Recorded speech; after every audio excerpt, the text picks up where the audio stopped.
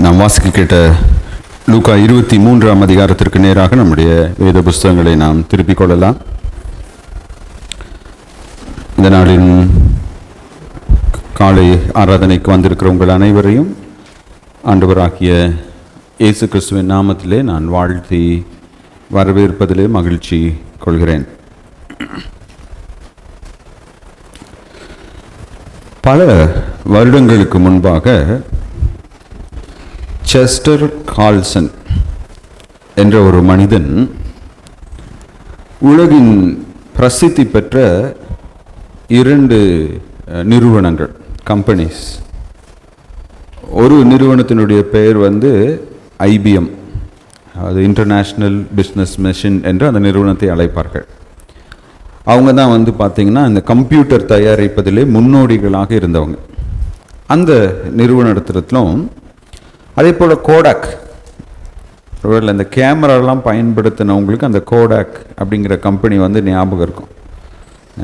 முன்னெல்லாம் ஃபிலிம் சுருளில் தான் என்ன பண்ணுவாங்க, ஃபோட்டோ எடுப்பாங்க. அந்த ஃபிலிம் சுருள்லாம் தயாரிக்கிற ஒரு கம்பெனி. இப்போ இந்த 2 கம்பெனிக்கிட்டையும் இந்த செஸ்டர் கால்சன்கிறவர் போயிட்டு, நான் ஒரு மெஷின் கண்டுபிடிச்சிருக்கேன், அந்த மெஷின் நீங்கள் அதில் ஒரு பேப்பர் வச்சிங்கன்னா அந்த பேப்பரை எத்தனை காப்பி வேணாலும் என்ன பண்ணும், எடுக்கும். இப்போ இந்த டெக்னாலஜியை நீங்கள் வாங்கிக்கிறீங்களான்னு கேட்டிருக்காரு. அப்போது இந்த IBM நிறுவனத்தினரும் கோடாக் நிறுவனத்தினரும் என்ன சொல்லிட்டாங்க, எங்களுக்கு வேண்டாம், எங்களுக்கு அது தேவையில்லை அப்படின்னு. இப்போ அவர் என்ன பண்ணியிருக்கார் அப்படின்னா, ஒரு சின்ன ஒரு கம்பெனி, ஹாலாய்டு கார்பரேஷன் அப்படிங்கிற ஒரு சின்ன ஒரு நிறுவனத்திட்ட போய் தன்னுடைய ஐடியாவை சொல்லியிருக்காரு. அவங்க உடனே நாங்கள் அதை மெஷினாக தயாரிக்கிறோன்னு சொல்லி அவங்க தான் அதுக்கு என்ன பண்ணாங்க, ஜெராக்ஸ் மெஷின்னு சொல்லி என்ன பண்ணாங்க, பேர் வச்சாங்க. இன்றைக்கி உலகத்தில் இருக்கிற எல்லாரும் என்ன பண்ணுறோம், அதை பயன்படுத்துகிறோம். இப்போ இது வரலாற்றில் என்ன பண்ணுவாங்க அப்படின்னா, இந்த IBM இல்லைன்னா கோடாக் அவங்க செஞ்ச ஒரு பிளெண்டர் என்று சொல்லுவாங்க. ஏன்னா ஒருவேளை அந்த ஐடியாவை அவங்க அன்றைக்கி வாங்கியிருந்தாங்க அப்படின்னா இந்த ஜெராக்ஸ் மிஷின் அவங்க என்ன பண்ணியிருக்கலாம், தயாரித்து பெரிய லாபத்தை அவங்க என்ன பண்ணியிருக்கலாம், சம்பாதித்திருக்கலாம். இப்போ ஏன் அவங்க அந்த ஜெராக்ஸ் மிஷினை வேண்டான்னு சொல்லிட்டாங்க, அதனுடைய பயன் என்ன, அது எப்படிப்பட்டதுன்னு சொல்லி அவங்களுக்கு என்ன பண்ணலைங்க, தெரியவில்லை. ஒருவேளை இன்றைய செய்திக்கும் கூட நாம் ஒரு தலைப்பு கொடுக்க வேண்டுமே என்றால், நாம் வாசிக்கிற அந்த வேத பகுதிக்கு ஒரு தலைப்பு கொடுக்க வேண்டுமே என்றால், கிறிஸ்துவை அறியாத கிறிஸ்தவர்கள் என்று நம்ம ஒரு தலைப்பு கொடுக்கலாம். Christians who to not know Christ. இயேசு கிறிஸ்து என்றால் யார் என்று அறியாத கிறிஸ்தவர்கள். நீங்கள் ஒருவேளை நினைக்கலாம், அது எப்படி இயேசு கிறிஸ்துன்னா யாருன்னே அறியாத கிறிஸ்தவர்கள் இருக்க முடியும்? கிறிஸ்தவங்கனாலே கிறிஸ்துவ பின்பற்றவங்க தானே நம்ம கிறிஸ்தவர்கள் அப்படின்னு நம்ம சொல்கிறோம். இயேசுவை அறியாத கிறிஸ்தவர்கள் இருக்க முடியுமா? கண்டிப்பாக இந்த உலகத்தில் நிறைய பேர் என்ன பண்ணுறாங்க, இருக்காங்க. அவங்க எல்லாம் என்ன நினைக்கிறாங்க, நான் சர்ச்சுக்கு போகிறனாலையோ காணிக்கை கொடுக்குறனாலையோ இல்லை என்னுடைய சர்டிஃபிகேட்டில் கிறிஸ்தவன் சொல்லி பேர் இருக்கிறனாலையோ நான் ஒரு கிறிஸ்தவன் என்று நினைத்து கொள்கிறார்கள். இப்போ இந்த கிறிஸ்துவை அறியாத கிறிஸ்தவர்கள் இன்றைக்கி மட்டும்தான் இருக்கிறாங்களா? இல்லை, அவங்கள தான் இந்த வேத பகுதியில் நம்ம என்ன பண்ணுறோம், பார்க்குறோம். இப்போ இந்த கிறிஸ்துவை அறியாத கிறிஸ்தவர்களுடைய 3 அடையாளங்கள், 3 signs of Christians who do not know Christ. இப்போ இவங்கெல்லாம் கிறிஸ்துவை அறியாதவர்கள் என்று எப்படி நம்ம கண்டுபிடிக்க முடியும்? 3 அடையாளங்களை தான் இன்றைக்கு உங்களோடு கூட நான் பகிர்ந்து கொள்ள விரும்புகிறேன். முதலாவது 6ஆம் வசனத்திலிருந்து 12ஆம் வசனம். நான் வாசிக்க கேட்ட லூக்கா 23 6லிருந்து 12 வசனங்களிலே கிறிஸ்துவை அறியாத கிறிஸ்தவர்கள் அவங்களுடைய முதல் அடையாளம் அது என்ன? கிறிஸ்துவை அறியாத கிறிஸ்தவர்கள் கிறிஸ்துவை குறித்த, அதாவது இயேசு கிறிஸ்துவை குறித்த தவறான எதிர்பார்ப்புகள் உடையவர்களாக இருக்கிறார்கள். People who do not know Christ or Christians who do not know Christ have false expectations from Jesus Christ or about Jesus Christ. இப்போ கிறிஸ்துவை அறியாத கிறிஸ்தவர்களுடைய பிரச்சனை என்னது? அவங்க இயேசு கிறிஸ்துவை குறித்த தவறான எதிர்பார்ப்புகளுடையவர்களாக இருக்கிறாங்க. இப்போ உதாரணமாக நம்ம திருமண வாழ்க்கையில் நிறைய பேருடைய திருமண வாழ்க்கையில் திருமணம் பண்ண உடனே சில நாட்கள்லேயே கொஞ்சம் பிரச்சனைகள் வரும். இதை சந்திக்காத கிறிஸ்தவ சந்திக்காத தம்பதியர்கள் இருப்பாங்களா அப்படின்னா ஆச்சரியம். ஏன் திருமணமான கொஞ்ச நாள்லே சில பிரச்சனைகள் வரும்? ஏன்னா எதிர்பார்ப்புகள். ஒருவேளை ஒரு கணவன் என்ன எதிர்பார்ப்போட திருமணம் செய்யலாம்? நான் காலையில் எந்திரிச்சோடனே என்னுடைய மனைவி எனக்கு பெட் காஃபி கொடுப்பாங்க,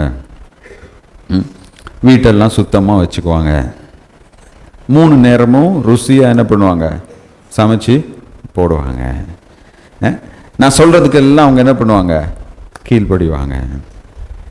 இல்லை ஒரு மனைவி என்ன எதிர்பார்க்கலாம், என் கணவர் என் மேலே கோபமே பட மாட்டார், நான் என்ன பண்ணாலும் அவர் என்ன பண்ணுவாருங்க, சிரிச்சுக்கிட்டு அன்பாக இருப்பார்.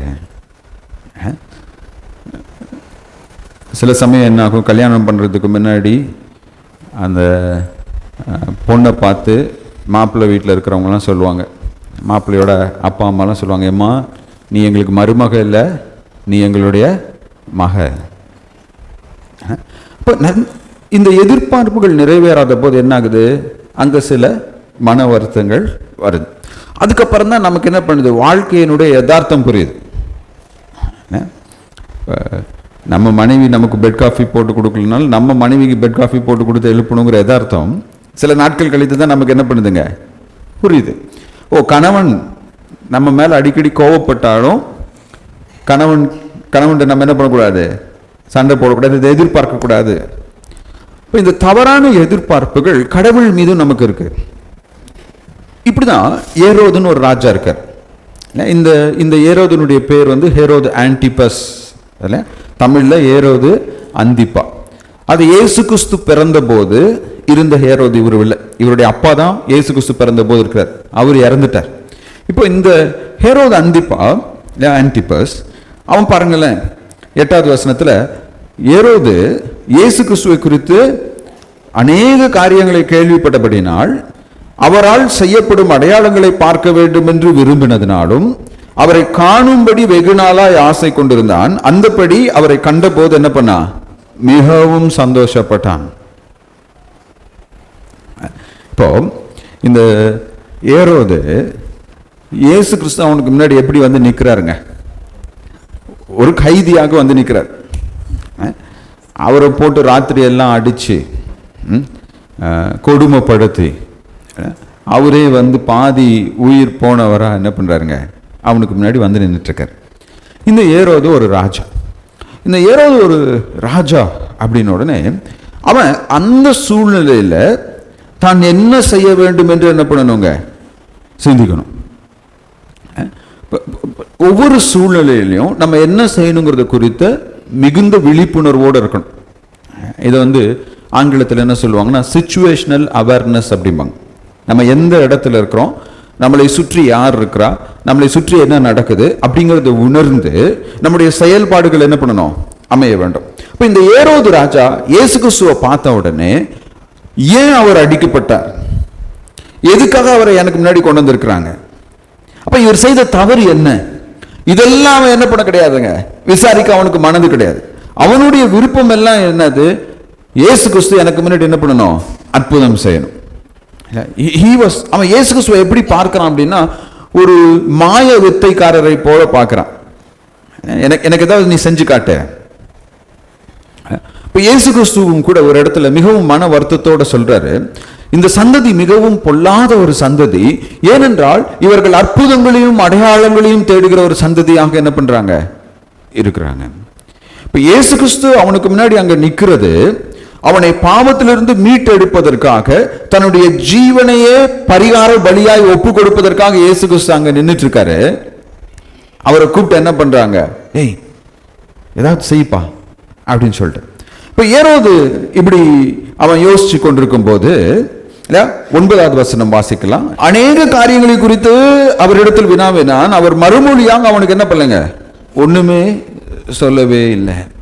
இப்ப இயேசு கிறிஸ்துவால ஏரோதுக்கு அற்புதங்களை செய்து காட்டியிருக்க முடியுமா, முடியாதா, முடியும். ஆனா ஏன் ஏரோது கிட்ட இயேசு கிறிஸ்து எந்த அற்புதத்தையும் செய்யாமல் அவர் அமைதியாக இருக்கிறார்? ஏன்னா இந்த ஏரோது இயேசு கிறிஸ்துவின் மீது வைத்த எதிர்பார்ப்பு எப்படிப்பட்ட எதிர்பார்ப்பா இருக்குங்க? தவறான எதிர்பார்ப்பாக இருக்கிறது. மெய்யான விடுதலைக்காக தன்னிடத்தில் வருகின்ற எல்லோரையும் தேவன் விடுவிக்கிறவராக இருக்கிறார். 12 வருஷமா பெரும்பாடுள்ள ஸ்திரீ அவருடைய வஸ்திரத்தின் ஓரத்தை தொட்ட போது அவளுக்கு இயேசு கிறிஸ்து சுகத்தை கொடுத்தார். லாசருவை அவர் உயிரோட எழுப்பினார். அப்ப இயேசு கிறிஸ்து தான் யார் என்று மக்கள் அறிந்து கொள்ளும்படியாக அற்புதங்களையும் அடையாளங்களையும் எப்போதுமே செய்கிறவராக இருக்கிறார். ஆனால் அதே சமயம் இந்த இயேசு கிறிஸ்து யார் என்று அறிய விரும்பாமல் அற்புதங்களையும் அடையாளங்களையும் மட்டும் ஒருவர் தேடுவார்களே என்றால் அவர்களுக்கு இயேசு கிறிஸ்து எதையுமே என்ன பண்ணது கிடையாதுங்க, செய்வது கிடையாது. இப்போ இவன் நிறைய காரியங்களை கேட்கும் போது 10வது வசனத்துல வாசிக்கலாம். 10வது வசனத்துல இங்க பிரதான ஆசாரியரும் ஏரோது அங்க இருக்கிற பிரதான ஆசாரியரை குறித்தோ வேத பாரகரை குறித்தோ கவலைப்படவே இல்லை. ஆனா இவங்க என்ன பண்றாங்க? தொடர்ந்து இயேசு கிறிஸ்து மீது என்ன பண்றாங்க? குற்றம் சாட்டி கொண்டே இருக்கிறார்கள். இவங்களுடைய பேச்சை கேட்டுட்டு 11வது வசனத்துல என்ன நடக்குது? ஏரோது ஒரு விலை உயர்ந்த வஸ்திரத்தை இயேசு கிறிஸ்துவின் மீது என்ன பண்ணா? உடுத்து வைத்து அவரை பரியாசம் பண்ணினான். அவரை கிண்டல் அடிச்சான். கிண்டல் அடிச்சு மறுபடியும் பிலாத்துக்கிட்ட என்ன பண்றான்? அனுப்பி வைக்கிறான். இப்போ இந்த ஏரோதனுடைய பிரச்சனை என்ன அப்படின்னா, இயேசு கிறிஸ்துவிடத்துல சரியானதை அவன் தேடவில்லை. He failed to seek the right thing from Christ. அவனுக்கு முன்னாடி இயேசு கிறிஸ்து நிற்கிறாரு. அந்த இயேசு கிறிஸ்து கிட்ட அவன் ஆவிக்குரிய காரியங்களை தேடி இருக்க வேண்டாம். ஐயா, உங்களே தான் எலியான்னு சொல்றாங்க, நீங்க தான் எலியாவா? உங்களை நிறைய பேர் ரட்சகர்னு சொல்றாங்க, நீங்க தான் மேசியாவா? ஒவ்வொரு வாரமும் நம்ம ஞாயிற்றுக்கிழமை ஆராதனைக்கு வருகின்றோம். ஒவ்வொரு வாரமும் நாம் எதை தேடி ஆலயத்துக்கு வருகின்றோம்? ஏதாவது ஒரு வசனம் நம்ம வாசிக்கலாம். யோவான் 17ஆம் அதிகாரம் 3ஆம் வசனத்தை நம்ம வாசிக்கலாம். நிறைய வசனங்கள் இருக்கு. இந்த ஒரு வசனத்தோட நான் நிறுத்திக்கொள்ள விரும்புகிறேன். யோவான் 17:3. ஒன்றான மெய் தேவனாகிய உம்மையும் நீர் அனுப்பினவராகிய இயேசு கிறிஸ்துவையும் அறிவது என்னதுங்க? அப்ப நித்திய ஜீவன் என்பது என்ன? இயேசு கிறிஸ்து யார் என்று அறிந்து கொள்வதுதான் நித்திய ஜீவன். இப்ப இந்த அறிதல், நோயிங் அப்படிங்கிற வார்த்தையினுடைய ஒரு பொருள் என்னவென்றால் எக்ஸ்பீரியன்சிங் கிரைஸ்ட். இயேசு கிறிஸ்து யார் என்று தெரிந்து கொள்வது மட்டுமல்ல, நான் இயேசு கிறிஸ்து யார் என்று தெரிந்து கொள்கிறேனோ அதை என்னுடைய வாழ்க்கையில நான் என்ன பண்ணுங்க? அனுபவிக்க வேண்டாம். அறிதல், வேதத்துல அறிந்து கொள்வது என்று சொல்லும் போது அது அறிவும் அனுபவமும் கலந்ததாக இருக்கிறது. இப்போ உதாரணமா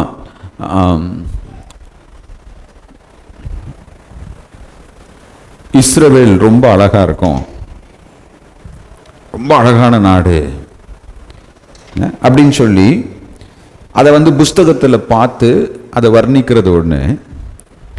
இதுவே அந்த இடத்துல போய் நம்ம என்ன பண்ணுறோம்? இறங்கி நடந்து போய் அதை அனுபவிக்கிறது என்னதுங்க? இன்னொன்று. இப்போ சிலவங்க சொல்லுவாங்க, மேலை நாட்டில் போய் வெஸ்டர்ன் கண்ட்ரீஸில் போய் வாழ்ந்தால் எப்படி இருக்கும்? ரொம்ப நல்லா இருக்கும்னு சொல்லிட்டு 2 வாரத்துக்கு முன்னாடி நவீன் அங்கே முன்னாடி ஒரு சிலரோட பேசி கொண்டு இருந்தபோது, அப்போது எவ்வளோ ஒருத்தர் அங்கே பிஸ்னஸ் ஆரம்பிச்சிருக்கிறாரு லண்டனில். அவர் 80,000 பவுண்ட் என்ன பண்ணியிருக்காரு, அதுக்காக செலவு பண்ணணும் அப்படின்னு சொன்ன உடனே நவீனுடைய கமெண்ட் என்னன்னா, அவ்வளோ காசு இருந்தால் நாமக்கல்லே இருப்பேன். ஏன்னா நீங்கள் நினச்சி பார்த்தீங்கன்னா நம்ம எல்லாம் என்ன நினைக்கிறோம், ஃபாரினில் இருக்கிறவங்களாம் எப்படி இருப்பாங்க அப்படின்னு சொல்லுவாங்க. இந்தியர்கள் ஃபாரினில் இருக்கிறவங்க அவங்க சம்பாதிக்கிறது எதுக்காகனா, வருஷத்தில் ஒரு தடவை இந்தியாவில் 1 மாதம் எப்படி இருக்கணும், சந்தோஷமாக இருக்கணும் அப்படிங்கிறது. இப்போ சில காரியங்களை நம்ம அனுபவித்து பார்க்காத வரைக்குமே அதனுடைய மதிப்பு என்னன்னு நமக்கு தெரியாது. இப்போ ஒன்றான மெய் தேவனை அறிவதே நித்திய ஜீவன் என்று சொல்லும்போது வார வாரம் வரோம், பிரசங்கம் கேட்கிறோம், இயேசு கிறிஸ்து இப்படிப்பட்டவர், அப்படிப்பட்டவர், கடவுள் இப்படிப்பட்டவர், அப்படிப்பட்டவர் பிரசங்கங்களை நம்ம கேட்டுட்டு போறோம். ஆனா அந்த தேவனை உன்னுடைய வாழ்க்கையிலே நீ அனுபவித்திருக்கிறாயா? Are you able to experience who that Christ is? அந்த இயேசு கிறிஸ்துவை உன்னுடைய வாழ்க்கையிலே நீ அனுபவிக்கவில்லை என்றால் நீ எப்படி இருப்ப? ஏரோதை போல அவர் எப்படா எனக்கு ஒரு வேடிக்கை காட்டுவாரு? உதாரணமாக பைபிள் சொல்லுது, போதும் என்ற மனதுடனே கூட நீ இருப்பாய் என்றால் உன்னை விட்டு நான் விலகுவதும் இல்லை, உன்னை கைவிடுவதும் இல்லை.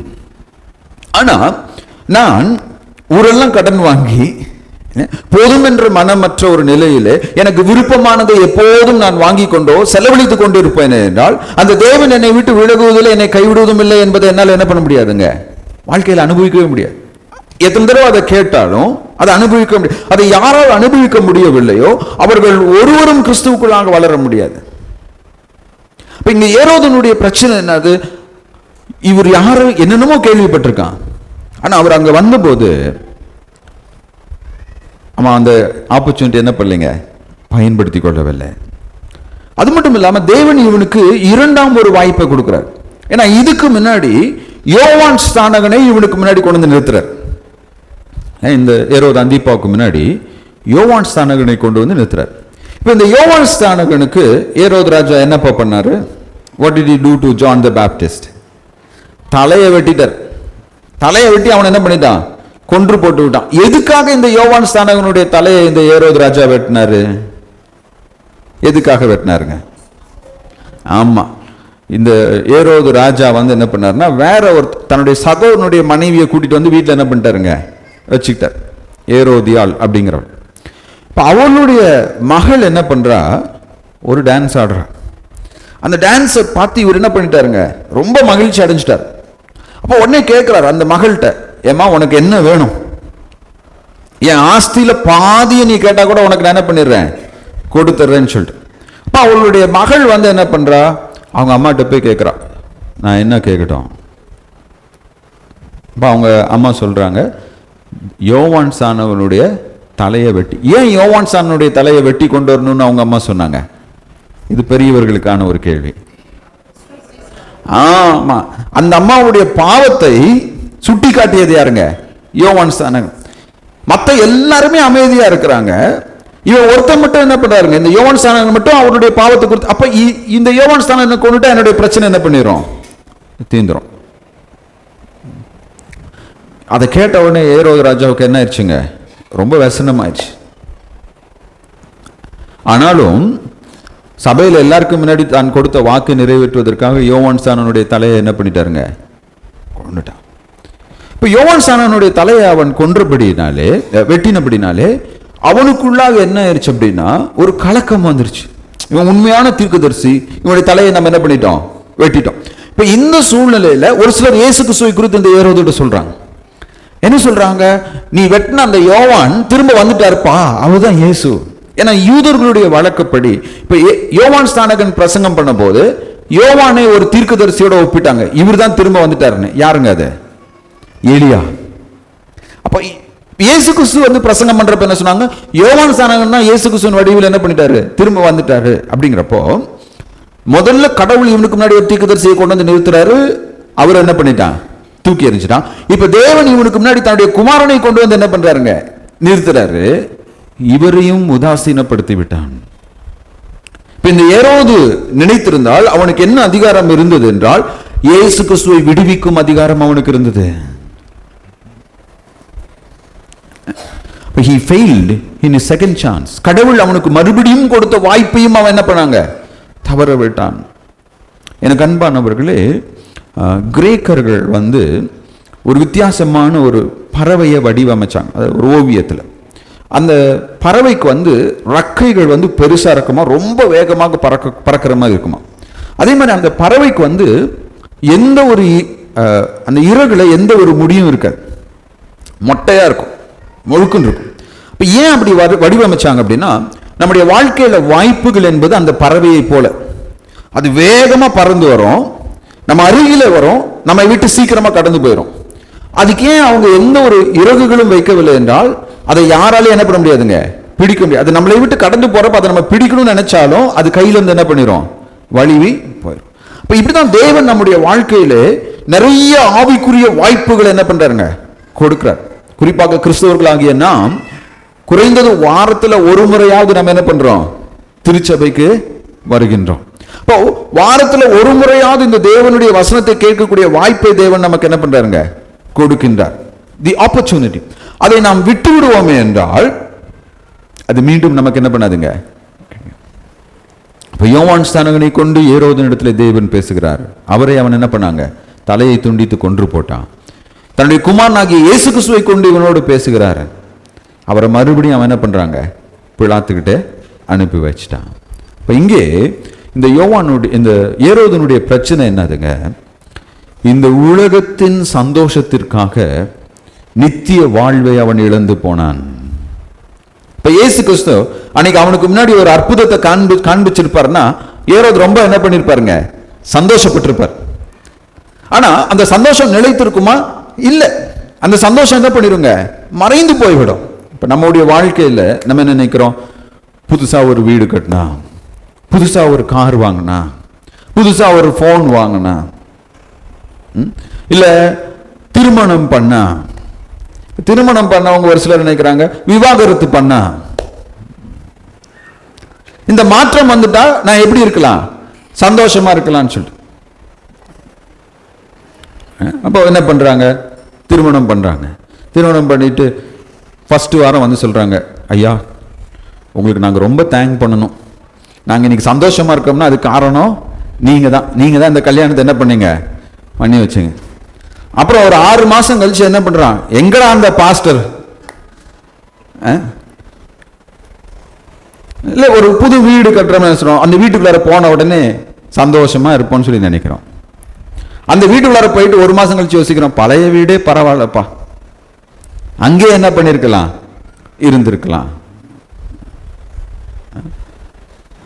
நம்முடைய வாழ்க்கையில இந்த உலக பொருட்களிலே நாம் நிம்மதியையும் இந்த உலக பொருட்களிலே நாம் சந்தோஷத்தையும் நம்ம தேடுவோமே என்றால் அது தற்காலிகமாக என்ன பண்ணுங்க, கொஞ்ச நேரம் இருக்கும், சில நாட்கள் இருக்கும், அது மறைந்து போய்விடும். இப்ப இந்த ஏரோது நித்திய வாழ்வை கொடுப்பதற்காக இயேசு கிறிஸ்து அவனுக்கு முன்னாடி நின்றுட்டு இருக்காரு. அவன் எனக்கு அற்புதம் காட்டுங்க, வேடிக்கை காட்டுங்க அப்படின்னு சொல்லி கேட்கிறான். அப்படிப்பட்டவருடைய வாழ்க்கையினுடைய முடிவு எப்படிப்பட்டதாக இருக்கு பாருங்க. இங்க அவன் இயேசு கிறிஸ்துவின் மீது மினுக்கான வஸ்திரங்கள் என்ன பண்ணாங்க, உடுத்தி இயேசு கிறிஸ்துவ பரியாசம் செய்தான் என்று நம்ம பார்க்கிறோம். அப்போஸ்தலர் 12ஆம் அதிகாரம் 20-25 வசனங்களை நாம் வாசிப்போமே என்றால் இதே ஏரோதனுடைய வாழ்க்கையில் ஒரு காரியம் நடக்குது. அது என்ன நடக்குது அப்படின்னா, இந்த ஏரோது ராஜா பொன் ஆடைகள் என்ன பண்றாங்க, உடுத்தி ஒரு பெரிய ஸ்டேடியத்தில் எந்திரிச்சு நின்று பேசுறான் மக்கள்கிட்ட. எந்திரிச்சு நின்று மக்கள்கிட்ட அவன் பேசுறப்ப அவனுடைய ஆடை வந்து என்ன பண்ணுதுன்னா சூரிய ஒளியில தக தக தகன்னு மின்னுது, ரொம்ப பியூட்டிஃபுல்லா இருக்கு. அப்போ அதை பார்த்த உடனே அங்க இருக்கிற மக்கள் எல்லாம் என்ன பண்றாங்கன்னா ஏரோதுவை பார்த்து இது கடவுளுடைய குரல்.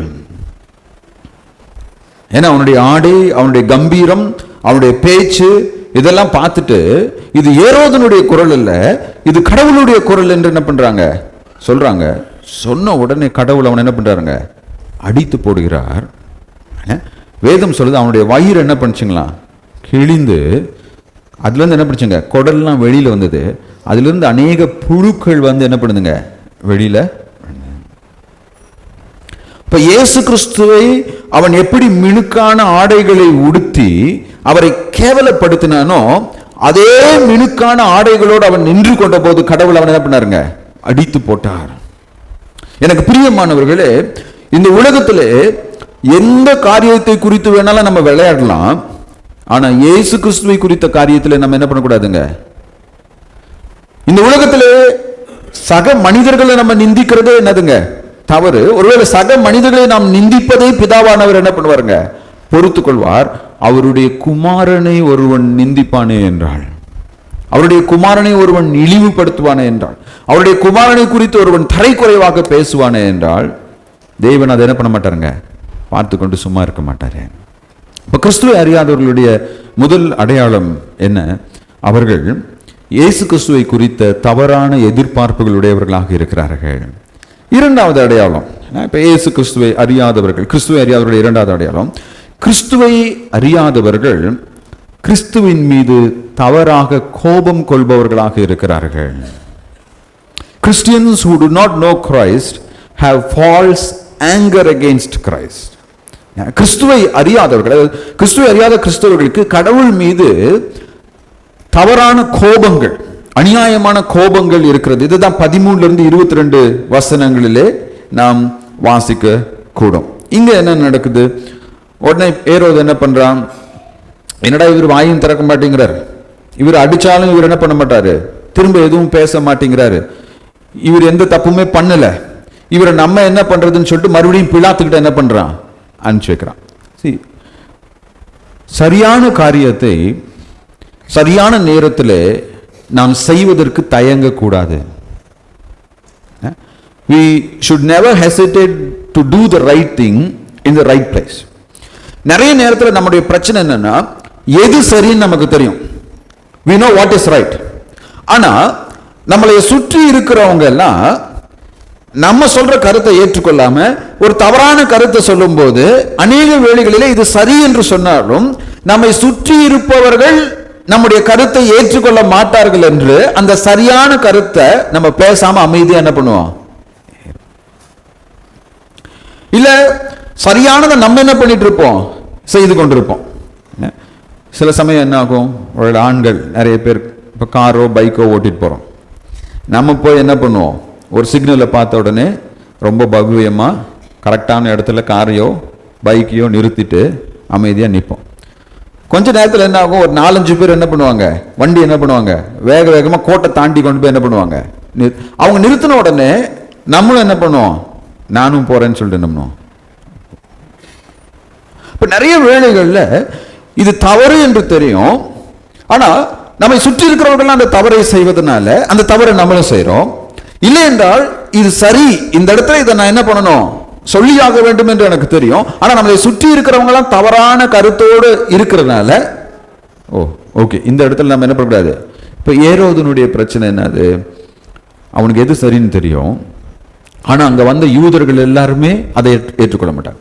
இப்போ பிலாத்துனுடைய பிரச்சனை என்னது, பிலாத்துக்கும் எது சரின்னு தெரியும், ஆனால் அந்த யூதர்கள் அதை என்ன பண்ண மாட்டாங்க, ஏற்றுக்கொள்ள மாட்டாங்க. அப்போ மக்கள் என்ன விரும்புகிறாங்களோ அதை நம்ம என்ன பண்ணிடுவோம், செஞ்சிருவோம். எனக்கு அன்பானவர்களே, என்னைக்குமே இந்த உலகத்தில் இருக்கிற பெரிய ஒரு அநீதியோ பெரிய ஒரு பாவமோ என்னவென்றால் நீதிமான்கள் மௌனமாய் இருப்பது. The righteous becoming silent. நம்மள நிறைய பேர் என்ன நினைக்கிறோம் அப்படின்னா, இந்த இடத்துல நான் அமைதியா இருக்கணும். சில சமயம் நம்ம தமிழ்ல இந்த ஒரு பேச்சு வழக்கில் இதை பயன்படுத்தும், எவனோ எக்கேடு கெட்டு போகட்டும்பா உனக்கு என்ன. இப்ப எவனோ எக்கேடு கெட்டு போகட்டும் அப்படிங்கிற ஒரு மனப்பான்மையோடு நம்ம இருப்போமே என்றால் அது கிறிஸ்துவின் மனப்பான்மை அல்ல. இயேசு கிறிஸ்து உதாரணமாக அவர் இந்த இடத்துல அமைதியாக இருந்தாலும் இதற்கு முன்பதாக அவர் கைது செய்வதற்கு முன்பதாக பிரதான ஆசாரியன்கிட்ட, வேத பாரகர்கள்ட்ட, பரிசேயர்கள்ட்ட, சதிசேயர்கள்ட்ட எவ்வளோ சரியானதை பேச முடியுமோ அந்த சரியான சத்தியத்தை அவர் என்ன பண்ணிட்டாருங்க, போதிச்சிட்டார். அதனாலதான் போன வாரம் நம்ம பார்த்தோம், இந்த பிரதான ஆசாரியர்கள்ட்டையும் வேத பாரகர்கள்ட்டையும் மௌனமாய் இருந்த கிறிஸ்துவானவர் பிலாத்து தன்னிடத்துல கேள்வி கேட்ட போது பிலாத்துக்கிட்ட சொல்றார், என்னுடைய ராஜ்யம் இந்த உலகத்துக்குரியதில்லை. ஏன்னா பிலாத்து அதை நேரடியாக கேட்க கிடையாது. அப்ப அவன் என்ன பண்றாருங்க, எடுத்து அவர் சொல்றார். ஏன் ஏரோதுக்கு முன்னாடி அவர் மௌனமா இருந்தார்? ஏன்னா இந்த ஏரோதுக்கு யோவான் ஸ்நானகன் எல்லாவற்றையும் ஏற்கனவே என்ன பண்ணிட்டான், சொல்லிவிட்டான். இப்போ உங்க குடும்பத்திலேயோ இல்ல திருச்சபையிலையோ எந்த ஒரு இடத்துல இருந்தாலும் சரி, ஒருவேளை ஒரு தவறு நடக்கும்போது அந்த தவறை நாம் சுட்டி காட்ட என்ன பண்ணக்கூடாதுங்க, தயங்கக்கூடாது. இல்ல இந்த இடத்துல எது சரின்னு எனக்கு தெரியுமோ அந்த சரியான காரியத்தை நான் அறிவிக்காமல் என்ன பண்ணக்கூடாதுங்க. இப்ப நம்ம சபையிலும் கூட சில சமயம் முக்கியமான தீர்மானங்களை நாம் எடுக்கும் போது 1 மாத காலம் இல்லைன்னா 2 மாத காலம் நம்ம அவகாசம் கொடுக்கிறோம். எதுக்காக அவகாசம் கொடுக்கிறோம்? சபை மக்கள் அவருடைய கருத்தை என்ன பண்ணணும், பகிர்ந்து கொள்ளணும். இப்போ ஒருவேளை நான் போதகராக இருந்தாலும் கூட என்னுடைய தீர்மானங்களோ என்னுடைய செயல்பாடுகளோ இல்ல சபையில் இருக்கிற முக்கியஸ்தர்களுடைய செயல்பாடுகளோ வேதத்திற்கு முரணாக இருக்கும்போது அந்த கால அவகாசத்துல எனக்கு எது சரின்னு சொல்லி தெரியுமோ அதை நான் சொல்லாமலோ செய்யாமலோ இருப்பது என்னதுங்க? பாவம். அதனால நம்ம கிறிஸ்தவ திருமணங்களை நீங்க பார்த்தீங்கன்னா பேன்ஸ்ன்னு சொல்லி ஒன்று வாசிப்போம், ஓலை வாசிப்பேன்.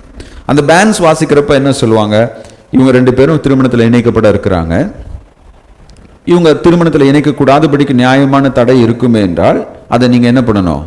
தெரியப்படுத்தணும். சில சமயம் என்ன ஆகும்னா அமைதியாக இருப்பாங்க. கல்யாணம் ஆகி ஒரு பிரச்சனை வந்த உடனே வந்து சொல்லுவாங்க, பாஸ்டர் எனக்கு அப்பே தெரியும் அந்த பையன் அப்படி அப்படின்னு. அப்போ சொல்லி ஏதாவது பிரயோஜனம் இருக்குங்களா?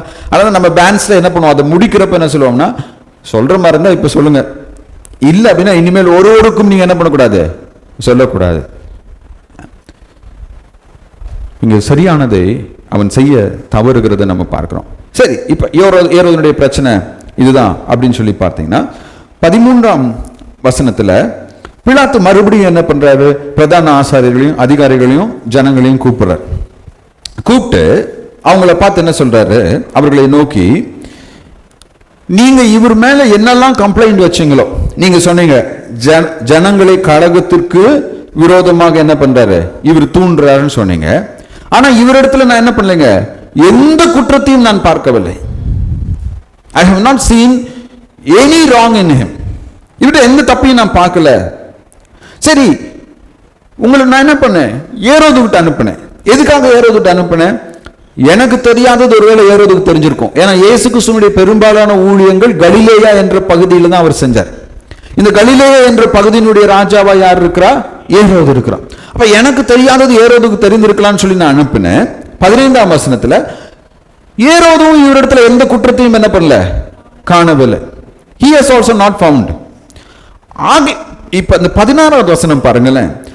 ஆனபடியினாலே பிலாத்து என்ன சொல்றாங்க, அவன் என்ன சொல்லணும், எந்த குற்றத்தையும் நான் பார்க்கலன்னு சொல்லிட்டு ஒரு நீதிபதி என்ன நியாய தீர்ப்பு கொடுத்திருக்கணுங்க, விடுதலை ஆக்குகிறேன். ஆனா இவனை தண்டித்து, இப்ப எதுக்காக இயேசு கிறிஸ்துவை தண்டிக்கிறார்? பிலாத்து நான் எந்த குற்றத்தையும் காணவில்லை என்று சொல்றாரு, ஏரோது நான் எந்த குற்றத்தையும் காணவில்லை என்று என்ன பண்ணிட்டாங்க. இவங்க ஏரோது எந்த குற்றத்தையும் இவர்கள் காணவில்லை என்று சொல்லும் போது வழக்க விசாரிச்சதுக்கு அப்புறம் சொல்றாங்க, விசாரிச்சுட்டு எந்த குற்றத்தையும் காணவில்லை. சரிப்பா, இருந்தாலும் நீங்க கேட்டுக்கிறீங்கன்னு சொல்லி நான் என்ன பண்றேன், ஒரு தண்டனையை கொடுக்கிறேன்.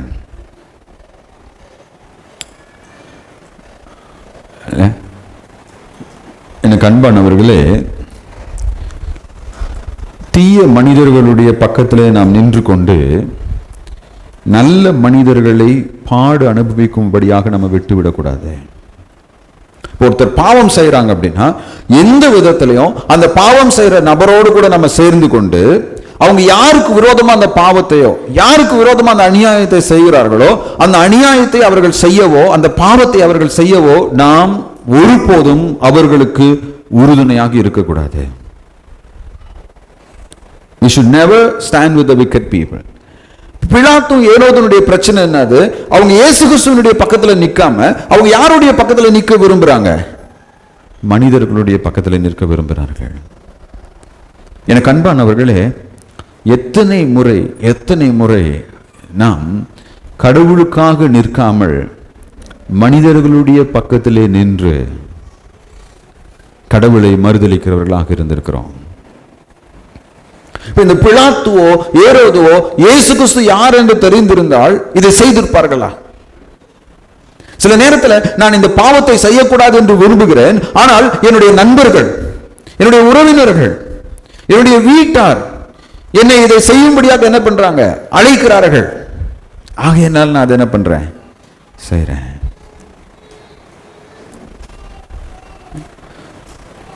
இந்த பிரதான ஆசாரியனுக்கோ வேதபாரகனுக்கோ அங்க கூடி வந்த இந்த மக்களுக்கோ இயேசு கிறிஸ்துவின் மீது ஏங்க இத்தனை கோபம்? ஏன் இவ்வளவு கோபம், ஏன் இவ்வளவு வெறி? 2 காரணம் இருக்கு. ஒன்னு, இவரை சிலுவையில் அறைய வேண்டும் என்று கூப்பிடுகிற நமக்காகவும் சிலுவையில் மரிக்க வந்த மேசியா என்பதை அவங்க என்ன பண்ணலைங்க, இவர் எனக்காக மரித்து என்னுடைய பாவத்திலிருந்து என்னை காப்பாற்ற வந்தவருங்கிறத வேதத்தை படித்த போதகர்களே என்ன பண்ணலைங்க, புரிந்து கொள்ளவில்லை. ஒண்ணு. இன்னொன்னு, அவர்களுடைய வாழ்க்கையில் இருந்த பாவங்களை இவர் சுட்டி காண்பிக்கிறவராக இருக்கிறார். He was pointing out their sins. ஏன்னா இயேசு கிறிஸ்துவுக்கு இந்த உலகத்தில் எந்த ஒரு மனிதனுடைய தயவும் அவருக்கு என்னதுங்க அவசியம் இல்லை. அவர் பாவத்தை பாவம் என்று சொல்வார், அவர் உள்ளதை உள்ளபடி சொல்கிறார். அப்ப இந்த இயேசு கிறிஸ்துவை ஏன் அவங்களுக்கு பிடிக்காம போயிடுச்சு, ஏன் அவர் மேல இவ்வளவு கோபம், ஏன் அப்படின்னா அவர் பரிசுத்தமான தேவகுமாரனா இருக்கிறார். அவரை நம்ம எப்படி சொல்லலாம்னா, இந்த வேத பாரகர்கள் முகம் பார்க்கிற ஒரு பரிசுத்த கண்ணாடியா இருக்கார். இந்த வேத பாரகர்கள் என்ன பண்றாங்க, தங்களை என்ன பண்றாங்க, மற்ற மனுஷரோட பாக்குறாங்க. இவரை விட நான் நல்லவன்பா, சந்தோஷமா இருக்கு. இன்னொருத்தரை பாக்குறாங்க, இவங்களை விட நான் நல்லவன்பா. ஆனா இயேசு கிறிஸ்துவை பாக்குறப்ப, ஐயோ என்னடா இவரை நம்ம பாக்குறப்போ நம்முடைய பாவம்லாம் நமக்கு தெரியுது, நம்முடைய உள்ளத்துல இருக்கிறதெல்லாம் இவர் சொல்றாரு. சரி, நம்ம செஞ்சதை மட்டும் சொல்றாருன்னு நினைச்சா, நம்ம செய்யாம என்ன செய்யணும்னு நினைக்கிறோமோ அதை குறித்து இவர் என்ன பண்றாரு, இவர் ரொம்ப ஆபத்தானவர். அவனுடைய கோபத்துக்கு காரணம் என்ன, அவர்களுடைய பாவத்தை காண்பிக்கிற ஒரு பரிசுத்த கண்ணாடியாக இயேசு கிறிஸ்து என்ன பண்ணாருங்க, வலம் வந்தார். அவருடைய பாவத்தை அடையாளம் காண்பிக்கிற தேவனுடைய வார்த்தையாக அவர் நடமாடினார். இன்னைக்கு நம்முடைய வாழ்க்கையில் அநேக நேரங்களில் நம்ம கடவுள் மேல கோபம் கொள்ளும் போது ஏன் நம்ம கோபம் கொள்றோம் அப்படின்னா, நான் என் இஷ்டப்படி என்னுடைய வாழ்க்கையை வாழ்வேன், எனக்கு பிரியமானதை நான் என்ன பண்ணுவேன் செய்வேன். ஆனா ஒரு பிரச்சனை வரப்போ இது காரணம் கடவுள்னு சொல்லி கடவுளை நான் என்ன பண்ணுவேன், நொந்து கொள்வேன். ஐயோ என்னுடைய பையன் நான் சொன்ன கீழ்ப்படியவே மாட்டேங்கிறான், ஏன் கடவுள் எனக்கு இப்படி ஒரு பிள்ளையை கொடுத்திருக்காரு. வேதம் சொல்லுது, பிள்ளையானவனை வளர்க்க வேண்டிய விதத்திலே வளர்த்து. பிறம்பை கையாடாதவன் தன் பிள்ளையை என்ன பண்றான், பகைக்கிறான்.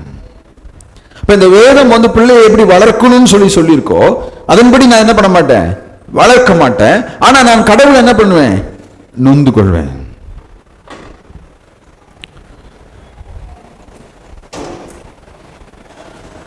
இன்னைக்கு நம்மள எத்தனை பேர் கடவுள் மீது தேவையற்ற வெறுப்பும் கசப்புணர்வும் கோபமும் கொண்டிருக்கிறோம். மூன்றாவதாக 23 25 வசனங்களிலே கிறிஸ்துவை அறியாதவர்களுடைய மூன்றாவது அடையாளம், கிறிஸ்துவை அறியாத கிறிஸ்தவர்கள் கிறிஸ்துவை விட்டுவிட்டு தவறான நபர்களை தெரிந்து கொள்கிறவர்களாக இருப்பார்கள். Christians who do not know Christ choose wrong people over Christ. இப்ப பிலாத்து என்ன பண்றா, எப்படிடா இந்த இயேசு கிறிஸ்துவை நம்ம விடுதலை பண்ணலாம், இவங்க கிட்ட எவ்வளவு சொன்னாலும் இவங்களுக்கு என்ன பண்ண மாட்டேங்குது, புரிய மாட்டேங்குது.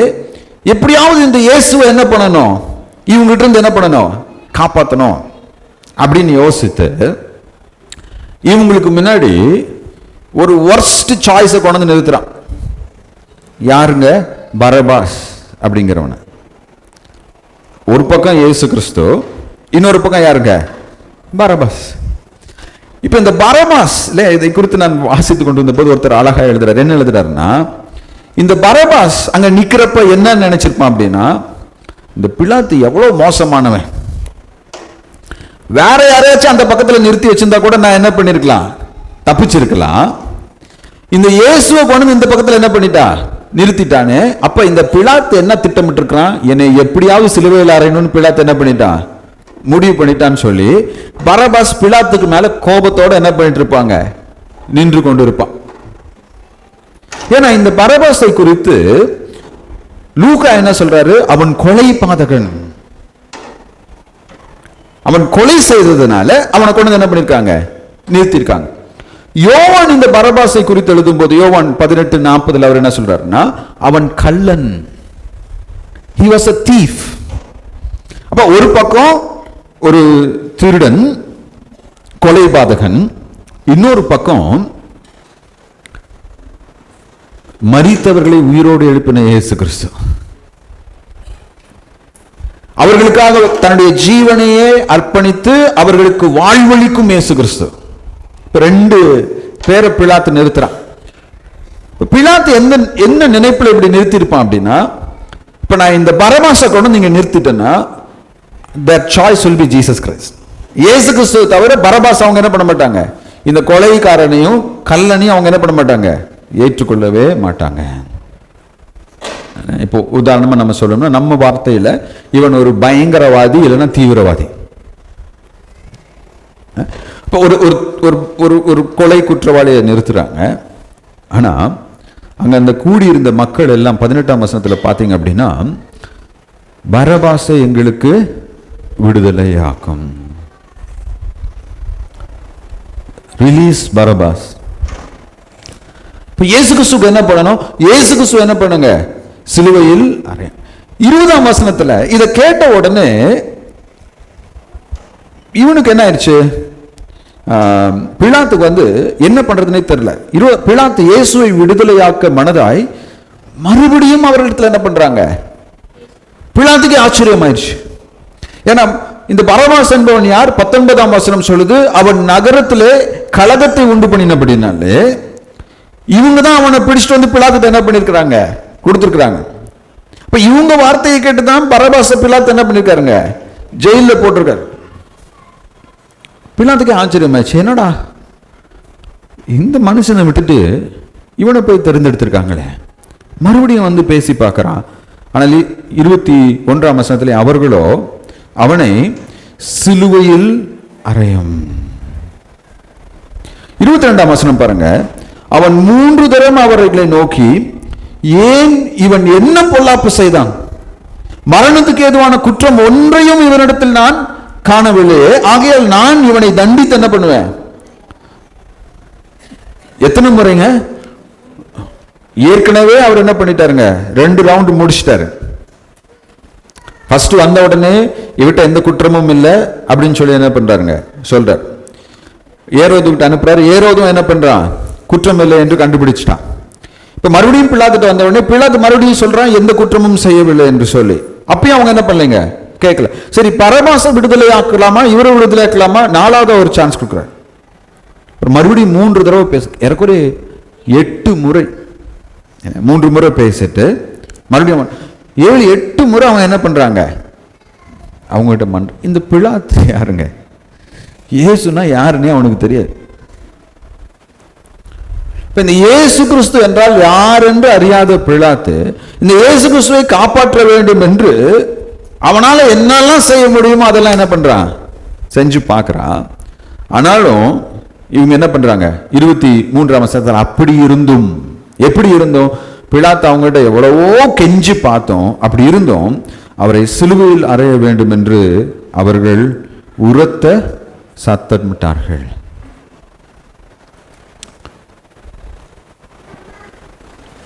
நம்முடைய வாழ்க்கையிலும் கூட அநேக நேரங்களிலே நாம் சரியானதை தெரிந்தெடுக்க தவறுகிறவர்களாக இருக்கிறோம். ஆண்டவர் நம்முடைய வாழ்க்கையிலே எதை விரும்புகிறாரோ அதை நாம் அநேக வேளைகளிலே மறுதளிக்கிறவர்களாக இருக்கிறோம். கடவுள் நம்முடைய வாழ்க்கையிலே மிகுந்த அக்கறை உள்ளவராக இருக்கிறார். அதாவது நம்முடைய தாயும் தகப்பனும் கூட நம் மீது அவ்வளவு அக்கறை உள்ளவர்களாக இருக்க மாட்டாங்க. ஆண்டவர் நம் மீது அவ்வளவு அக்கறை உள்ளவராக இருக்கிறார். தேவன் இந்த வேத வசனத்தை நம்முடைய கரத்திலே கொடுத்திருக்கிறார் என்றால் இது ஒவ்வொன்றும் அவருடைய அன்பின் வார்த்தைகள், வேர்ட்ஸ் ஆஃப் லவ்.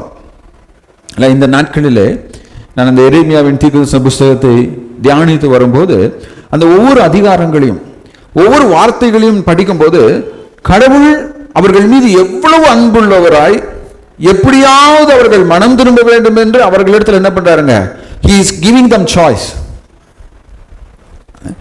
ஆதாம் ஏவாள்கிட்ட சொல்றாரு, இந்த மரத்தின் கனியை நீங்க சாப்பிடாதீங்கப்பா, சாப்பிட்டீங்கன்னா நீங்க என்னிடத்துல இருந்து என்ன பண்ணுவீங்க, பிரிக்கப்படுவீர்கள் என்று.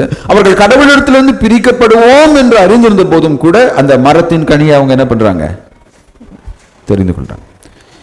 யோசேப்பினுடைய சகோதரர் தேவன் சொல்றாரு சொப்பனத்தின் மூலமாக, தரிசனத்தின் மூலமாக, இந்த யோசேப்பு தான் உங்களை காப்பாற்ற போற விடுதலை நாயகன் என்று. அவன் விடுதலை நாயகன் என்று தெரிந்த போதும் கூட அவனை கொலை செய்ய வேண்டும் என்று அவனுடைய சகோதரர்கள் என்ன பண்றாங்க? முயற்சி செய்யறாங்க. நம்முடைய வாழ்க்கையிலும் கூட அநேக வேளைகளிலே நாம் எடுக்கிற முடிவுகளை குறித்து மிகவும் எச்சரிப்பாக இருக்க வேண்டும். நான் எங்க வேலை செய்ய போறேன்? நான் என்ன வேலை செய்ய போறேன்?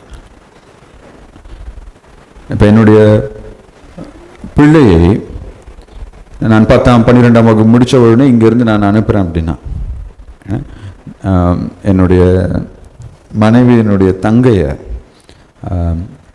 அவள் பேச்சுலர் படிக்கும் போதும் சரி, மாஸ்டர் படிக்கும் போதும் சரி, அங்கே காலேஜில் சேர்க்கறதுக்காக நாங்கள் தான் அவளை கூட்டிகிட்டு போனோம். எங்கள் கூட எங்களுடைய மாமனார் மாமியாரையும் நாங்கள் அழைத்து சென்றோம்.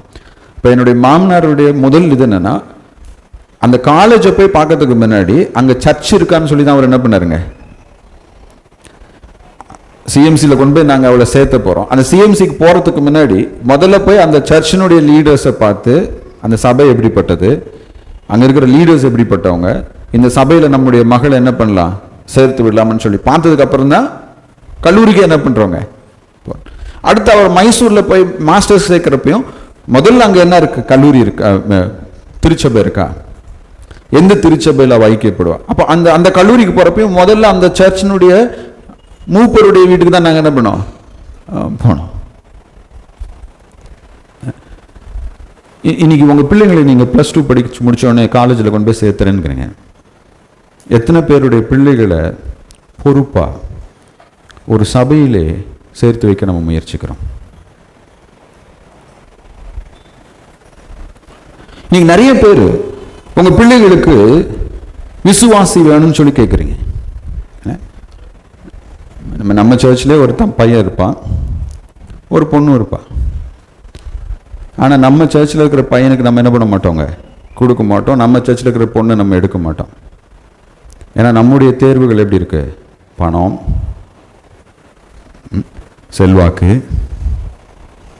சொந்த வீடு இருக்கா, கார் இருக்கா, என்ன வேலை இருக்கு, எவ்வளோ நகை போடுவாங்க, எந்த ஜாதி அவங்க, எங்கே அவங்க குடியிருக்காங்க. இப்போ நம்ம கண் முன்னாடியே நிறைய நல்ல வாய்ப்புகளை தேவன் என்ன பண்ணிருப்பாருங்க, வைத்திருப்பார். இல்லை நான் ஒரு புதன் மாலை கூட்டம் இருக்கு, இல்லை வெள்ளி மாலை கூட்டம் இருக்கு, இல்லை திங்கள் மாலை கூட்டம் இருக்கு, இல்லை நம்ம குடும்ப முகாம் நம்ம என்ன பண்ணுறோம், வைக்கிறோம். பல முகாம்கள் நம்ம நடத்துகிறோம். ஒரு சிலருக்கு அவருடைய வேலை நிமித்தமாக, அலுவல்களின் நிமித்தமாக, சில நியாயமான காரணங்கள்னால இப்படிப்பட்ட கூட்டங்களில் பங்கு பெற இயலாமல் கூட என்ன பண்ணலாங்க, போகலாம். ஆனால் எத்தனை பேர் கடவுள் இப்படிப்பட்ட வாய்ப்புகளை உங்களுக்கு கொடுத்த போதும் கூட அந்த வாய்ப்புகளை நாம் தட்டி கழிக்கிறோம். இப்போ நான் புதன்கிழமை கூட்டத்துக்கு என்னால் வர முடியல அப்படின்னா, அந்த நேரத்தில் அந்த கூட்டத்தில் இருக்கிறத விட இன்னும் அதிக முக்கியமான காரியத்தை நான் செய்து கொண்டிருப்பேனே என்றால் அந்த கூட்டத்தை நான் தவிர்ப்பது என்னதுங்க, நியாயமானது. இப்போ அடுத்த 2 நாள் நம்ம குடும்ப முகாம் வைத்திருக்கிறோம்னு வச்சுக்கோங்களேன். இந்த 2 நாளும் எனக்கு லீவே கிடைக்காதுங்க, என்னுடைய சூழ்நிலை இதுதான், சந்தோஷம், குட். ஆனால் இந்த 2 நாளும் அங்கே கூட்டம் நடக்கிறப்போ நான் என்னுடைய நேரத்தை எப்படி செலவிட போறேங்கிறத கடவுள் என்ன பண்றாருங்க, பார்த்துட்டு இருக்காரு. அதை நான் நியாயமான விதத்திலே நான் செலவழிக்காமல் போவேனே என்றால் என்னுடைய தெரிந்தெடுப்பு எப்படி இருக்குதுங்க, இட்ஸ் வர்ஸ்ட், இது தவறு. என்னுடைய வாழ்க்கையிலே ஒவ்வொரு நாளும் நான் எதை தெரிந்தெடுக்கிறேன். இப்போ காலையில் எந்திரிச்ச உடனே என்னுடைய குடும்பத்தை கூப்பிட்டு நான் குடும்ப ஜெபம் பண்ணணும். இல்லை காலையில் பண்ண முடியலன்னா சாயந்தரம் நான் பண்ணணும். அதை நான் அலட்சியமாக எடுத்துக்கொள்வேனே என்றால் அது என்னதுங்க, தவறு. வேதம் வாசிப்பதை நான் அலட்சியமாக எடுத்துக்கொண்டு அந்த வேதத்தை நான் வாசிக்காமல் இருப்பேன் என்றால் அது என்னதுங்க, See, life is a bundle of choices. நம்முடைய வாழ்க்கை என்பது நாம் எடுக்கின்ற முடிவுகளை மையமாக கொண்டது. நீங்க எடுக்கிற ஒவ்வொரு முடிவும், நாங்கள் ஹட்சன் அடிக்கடி சொல்லுவோம், ஹட்சன் இப்போ நீ 9th ஸ்டாண்டர்ட் வந்துட்ட, இனிமேல் நீ எடுக்கிற ஒவ்வொரு டிசிஷன் என்னது வெரி குரூஷியல். இப்போ ஹட்சன் நாங்கள் என்ன சொன்னோம் அப்படின்னா, அடுத்த 4 வருஷம் ரொம்ப குரூஷியலான இயர்ஸ். இவ்வளோ நாள் நீ என்ன பண்ணுவோ என்னது இட் டசன்ட் மேட்டர். இப்போ ஏமி கிட்ட நாங்கள் சொல்லுவோம், ஏமி அடுத்த 5 வருடங்கள் உனக்கு என்னது ரொம்ப குரூஷியலான இயர்ஸ். இப்போ இந்த வயசுல இருந்து அவங்க கிட்ட அவங்க யாரை திருமணம் பண்ணணும், எப்படிப்பட்ட ஃப்ரெண்ட்ஸ் அவங்க தெரிந்து கொள்ளணும், இதெல்லாம் நம்ம அவங்ககிட்ட என்ன பண்ணணுங்க பேசணும். இப்போ நானும் என்னுடைய பிள்ளைகளும் உட்கார்ந்து ஒரு திரைப்படத்தை பார்க்கிறோம் அப்படின்னா, அந்த திரைப்படத்தை பார்த்து முடிச்ச உடனே I will ask them questions. இந்த திரைப்படத்துல இருந்து நீ என்ன கற்றுக்கொண்டாய்? இதுல சில சமயம் அவங்க என்ன பண்ணுவாங்க அப்படின்னா, எதுவுமே சொல்ல அப்படின்னா ஒரு குறிப்பிட்ட காட்சியோ இல்ல ஒரு குறிப்பிட்ட அந்த ஹீரோவோ அந்த வில்லனோ செய்த ஒரு குறிப்பிட்ட செயலோ அவங்ககிட்ட நான் சொல்லி, அவங்க இதை செஞ்சாங்களே அதுல இருந்து நீ என்ன கத்துக்கொள்ற? ஏன்னா அதை பார்த்து நம்முடைய இன்னைக்கு என்ன ஆயிடுச்சுங்க, சினிமா தான் வாழ்க்கை. இப்ப தமிழ்நாட்டில் தேர்தலில் வின் பண்ணோம்னா ஒன்று எம்ஜிஆரா இருக்கணும், இல்லைன்னா விஜயா இருக்கணும், இல்லைன்னா ஜெயலலிதாவா இருக்கணும். வேற எதுவுமே என்னதுங்க தேவையில்லை. ஏன்னா இன்னைக்கு இருக்கிற சமுதாயம் எப்படி போயிட்டு இருக்குன்னா, சோசியல் மீடியா, இன்ஸ்டாகிராம்லையும் ஃபேஸ்புக்லையும் யூடியூப்லையும் என்ன நடக்குதோ அதான் இன்னைக்கு சமுதாயம். இன்னைக்கு நம்ம பசங்கள்கிட்ட வந்து கக்கன்னா யாருன்னு உனக்கு தெரியுமா? அப்படி ஒரு அரசியல்வாதி இருந்தாரே, நீங்க கேளுங்க, தெரியுமா?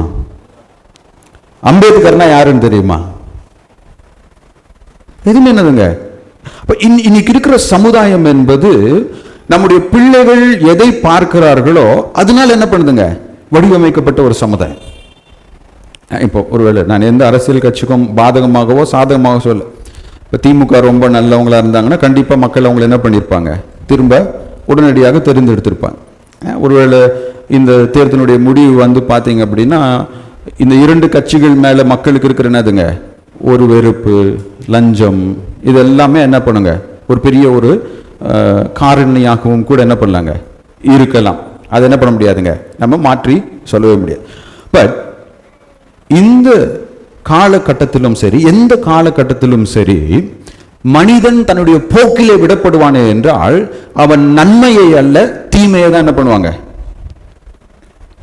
ஆதாமும் ஏவாளும் எதை தெரிந்து கொண்டாங்க? பாவத்தை தெரிந்து கொண்டாங்களா, பரிசுத்தத்தை தெரிந்து கொண்டாங்களா? இப்ப இயேசு கிறிஸ்து இங்க நிற்கிறார், பரபாஸ் இங்க நிற்கிறார். பரபாசை தெரிந்து கொண்டாங்களா, இயேசு கிறிஸ்துவை தெரிந்து கொண்டாங்களா? பரபாஸ் தான் தெரிந்து கொண்டாங்க.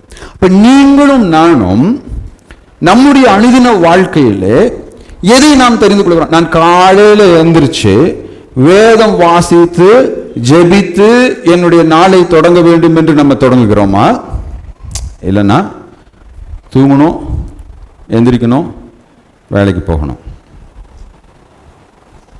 What do we choose? இன்னைக்கு காலையில் நேற்று இரவு ரொம்ப லேட்டாக தான் ஹட்சன் வந்து வந்தான். தூங்கிட்டு இருந்தான் ஒரு 6:30 மணி வரைக்கும். அவங்க அம்மா வந்து அவனை என்ன பண்ணல, தூங்க விடல. நான் கூட சொன்னேன், சரிம்மா விட்டுருமா இன்னைக்கு ஒரு நாள் அப்படின்னு சொன்னாலும் she won't leave. அப்போ கிறிஸ்துவை அறியாத ஒரு மனிதன் வேதபூர்வமான முடிவுகளை அவனால் என்ன பண்ண முடியாதுங்க, எடுக்க முடியாது. ஆவிக்குரிய வாழ்க்கையில எந்த ஒரு சரியான முடிவையும் கிறிஸ்துவை அறியாதவர்களால் என்ன பண்ண முடியாதுங்க, எடுக்க முடியாது. அதே போல கிறிஸ்துவை அறியாதவர்கள் தேவன் தங்களுக்கு கொடுக்கின்ற வாய்ப்புகளை என்ன பண்ண முடியாதுங்க, சரியாக பயன்படுத்திக் கொள்ள முடியாது. They will not be able to use the opportunities that God bring them in their life. அந்த பாவ மனிதனுக்கு பாவமே சரியானதாக இருக்கிறது. அந்த பாவ மனிதனுடைய தேர்வுகள் பாவத்தை அவர்கள் தேர்ந்தெடுக்கிறார்கள். இப்ப இயேசு கிறிஸ்துவினுடைய சிலுவை மரணம் என்று நம்ம சொல்லும் போது, தேவாதி தேவன் உன்னதமான குமாரன் தன்னுடைய ஜீவனையே எனக்காக என்ன பண்ணுங்க கொடுத்து என்னை காப்பாற்றணுங்கிறதுக்காக மண்ணில் இறங்கி வந்து எனக்காக மரித்து உயிர் தெளிந்திருக்கிறாரு. ஆனா நான் எனக்கு என்ன வேணுங்கிறத மட்டும் தான் நான் சிந்திக்கிறேன். நான் கடவுளை தேடுறதை எதுக்காக தேடுறேன்? எனக்கு என்ன கிடைக்கும்? எனக்கு பிரியமானவர்களே, ஒருவேளை இன்றைக்கு நாம் கிறிஸ்துவை அறிந்திருக்கிறோம் என்று நம்ம சொல்றோமே, நம்ம இயேசு கிறிஸ்துவிட்ட என்ன எதிர்பார்ப்போட வரோம்? இன்னைக்கு காலையில் நம்ம ஞாயிற்றுக்கிழமை சர்ச்சுக்கு வந்திருக்கிறோம். What is our expectation?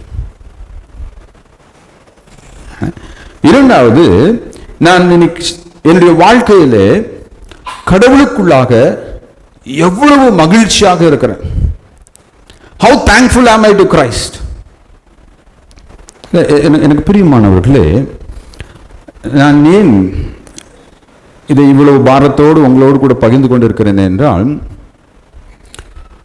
நம்முடைய சபையிலே அநேகர் எதில் ஆவிக்குரிய வாழ்க்கையிலே தோற்று போகிறோமே என்றால், வாட் வி சூஸ்.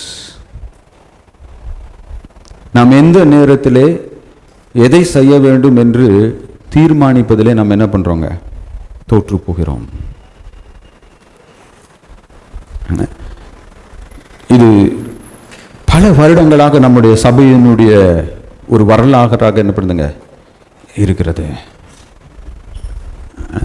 இது நம்முடைய சபையினுடைய ஒரு வரலாறாக மட்டுமில்லை, அநேக கிறிஸ்தவர்களுடைய வாழ்க்கையின் வரலாறாக என்ன பண்ணுதுங்க இருக்கிறது. அன்னைக்கு மார்ட்டின் லூதர் ரோமன் கத்தோலிக்க சபையினுடைய இறையியலை குறித்து வெட்ட வெளிச்சமாக போதித்த போது, இந்த மார்ட்டின் லூதரை எப்படியாவது என்ன பண்ணணும்? கொலை செய்து விட வேண்டாம். எங்களுக்கு யார் தான் வேணும்? எங்களுடைய போப் தான் வேணும். அவர் தான் கிறிஸ்துவனுடைய பிரதிநிதி. அவர் என்ன சொல்றாரோ அதை நாம் என்ன பண்ணுவோங்க? ஏற்றுக்கொள்வோம். நான் 2-3 வருடங்களுக்கு முன்பதாக நம்ம தரங்கம்பாடிக்கு போன போது, முதல் நாள் எங்கே போனோம்? அது என்ன இடம்? வேளாங்கண்ணி.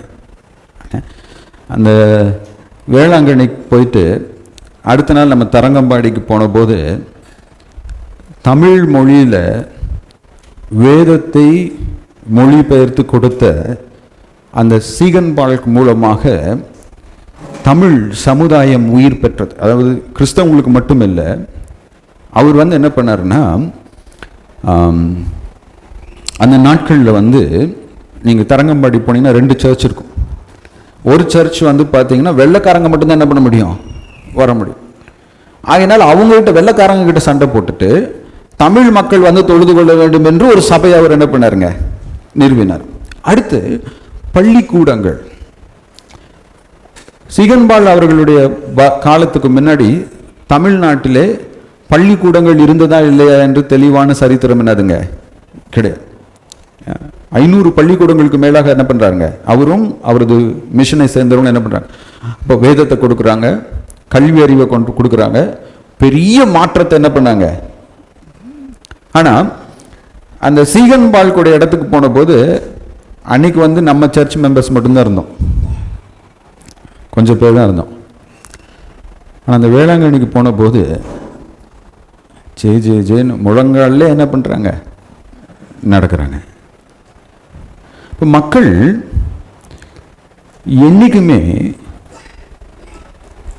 வேதம் என்ன சொல்லுது என்பதை காட்டிலும் எல்லாரும் என்ன சொல்றாங்க, எல்லாரும் என்ன செய்யறாங்க, இது தவறு என்று தெரிந்தாலும் அந்த தவறை விட நம்ம என்ன பண்றோங்க? அந்த உண்மையை விட தவறை நம்ம என்ன பண்றோம்? தெரிந்து கொள்கின்றோம். அப்ப நம்ம தவறான தீர்மானங்களை நாம் எடுக்கும்போது நம்முடைய வாழ்க்கையில அநேக இழப்புகளையும் ஏமாற்றங்களையும் நம்ம சந்திப்போம். ஏன்னா இன்னைக்கு அநேக ஊழியர்களுடைய வாழ்க்கை, எந்த ஊழியர்கள் இன்னைக்கு நிறைய பேர் தெரிந்து கொள்றாங்க? யார் பின்னாடி மக்கள் போக வேண்டும் என்று விரும்புகிறார்கள்? யாருடைய போதனையை மக்கள் ஏற்றுக்கொள்கிறார்கள்? மிகவும் ஆபத்தான ஒரு சூழலிலே நாம் வாழ்ந்து கொண்டிருக்கிறோம். ஒருவேளை நான் என்ன நினைக்கிறேன்னா, இன்னைக்கு நம்முடைய சர்ச்சில் நமக்கு முன்னாடி இயேசு கிறிஸ்து நிற்கிறார் ஒரு பக்கம், இன்னொரு பக்கம் நம்ம சொந்தக்காரங்க நிற்கிறாங்க. ஒரு பக்கம் இயேசு கிறிஸ்து இருக்கிறாரு, இன்னொரு பக்கம் நம்ம ஃப்ரெண்ட்ஸ் இருக்கிறாங்க. நான் நினைக்கிறேன் நம்மளே நிறைய பேர் இயேசு கிறிஸ்துவை விட்டு விட்டு நம்முடைய உறவினர்களையும் நம்முடைய நண்பர்களையும் மனிதர்களையும் நம்ம என்ன பண்ணுவோங்க, தெரிந்து கொள்வோம். ஒரு பக்கம் வேதம் என்ன சொல்லுதுன்னு நமக்கு என்ன பண்ணுவோங்க தெரியும். இன்னொரு பக்கம் கடவுள், இந்த உலகம் என்ன சொல்லுதுன்னு நமக்கு தெரியும். நம்ம எதை தெரிந்து கொள்ள போகிறோங்க? இந்த உலகம் என்ன சொல்லுதோ அதை தான் நாம் தெரிந்து கொள்ள போகிறோம். அதனுடைய விளைவாக இன்றைக்கு நீங்கள் பார்த்தீங்க அப்படின்னா, மேற்கத்திய நாடுகளிலே கிறிஸ்தவம் ஒன்றும் இல்லாமல் என்ன பண்ணுதுங்க, போய்கொண்டு இருக்கிறது. கொஞ்சம் கொஞ்சமாக என்ன ஆகுங்க, ஆப்பிரிக்கா ஆசிய பகுதிகளிலும் கிறிஸ்தவம் ஒன்றும் இல்லாமல் என்ன பண்ணுவாங்க, போய்கொண்டே இருக்கும். என்னைக்காவது நம்ம யோசித்து பார்த்துருக்கோமா? நாமக்கல்ல 19 இடத்துல மிஷினரிகள் பள்ளிக்கூடங்கள் நிறுவனாங்க, சபைகளை நிறுவனாங்க. இன்னைக்கு அவங்க நிறுவன சபைகளில் 4-5 சபைகள் தான் என்ன பண்ணுதுங்க, செயல்பட்டு கொண்டு இருக்கு. ஏன் அந்த சபையெல்லாம் ஒன்றுமே இல்லாமல் போயிருச்சு? அதுக்கு காரணம் என்ன? அப்போ என்னுடைய சபையும் நாளைக்கு ஒன்றுமே இல்லாமல் போயிடணும் அப்படிங்கிற எண்ணத்தோடு நான் இருக்கிறேன்னா? இல்லை என்றால் என்னுடைய தாத்தா இங்கே வந்து என்ன பண்ணார், கடவுளை தெரிந்து கொண்டார். என்னுடைய அப்பா இந்த இடத்துல கடவுளை என்ன பண்ணார், தெரிந்து கொண்டார். இன்னைக்கு நான் இந்த இடத்துல கடவுளை என்ன பண்ணுறேன், தெரிந்து கொள்கிறேன். நாளைக்கு நான் என்னுடைய பிள்ளைகளும் பேர பிள்ளைகளும் என்ன பண்ணணும், கடவுளை இங்கே என்ன பண்ணணும், தெரிந்து கொள்ளுகிற ஒரு இடமாக இருக்க வேண்டும். அப்போ அப்படிப்பட்ட ஒரு இடமாக இது இருக்க வேண்டுமே என்றால் என்னுடைய வாழ்க்கையை, என்னுடைய தேர்வுகளை நான் எப்படி மாற்றிக்கொள்ள வேண்டும்? எனவே எனக்கு பிரியமானவர்களே, இந்த நாளிலும் கூட பரிசுத்த ஆவியானவர் நம்மோடு இந்த காரியங்களை கூற விரும்புகிறார். நான் கிறிஸ்துவுக்காக இல்லை கிறிஸ்துவனிடத்தில் எதை எதிர்பார்க்கிறேன்? Do I seek Christ for my spiritual life? என்னுடைய ஆவிக்குரிய வாழ்க்கைக்காக நான் கிறிஸ்துவை தேடுகிறேனா? நான் கிறிஸ்துவனிடத்தில் மன மகிழ்ச்சியாக இருக்கிறேனா, இல்லை கோபத்தோடும் கசப்புணர்வோடும் இருக்கிறேனா? நான் எதை தெரிந்து கொள்கிறேன்? கடந்த ஒரு வாரத்தை திரும்பி பாருங்க. கடந்த ஒரு வாரமாக நான் எதை தெரிந்து கொண்டேன்? அடுத்த வாரத்தில் நான் எதை தெரிந்து கொள்ள போகிறேன்? What am I going to choose? இது என்னுடைய ஆவிக்குரிய வாழ்க்கையையும் என்னுடைய எதிர்காலத்தையும் வடிவமைப்பதாக இருக்கிறது. தேவன் தாமே நாம் கிறிஸ்துவை அறிந்த கிறிஸ்தவர்களாய் வாழ நமக்கு கிருபை பாராட்டுவாராக. ஆமென்.